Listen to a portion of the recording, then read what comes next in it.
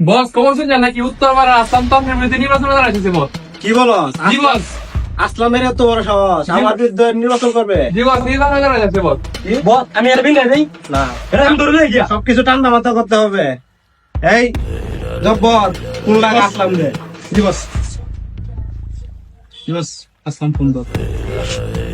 কিরে আসলাম, তোর এত বড় বুকের পাটা, তুই না আমার বিরুদ্ধে রাজনীতি করবি? তোর এত বড় সাহস কোথায় পাইলি? বস চলেন আসলামের চান্দি খতম করে দিয়ে আসি। চল চলেন বস।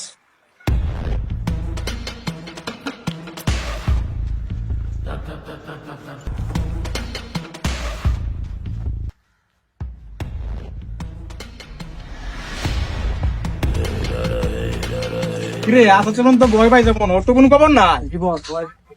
আমার ভয় পাইছে। কিরে কিরে আসলাম,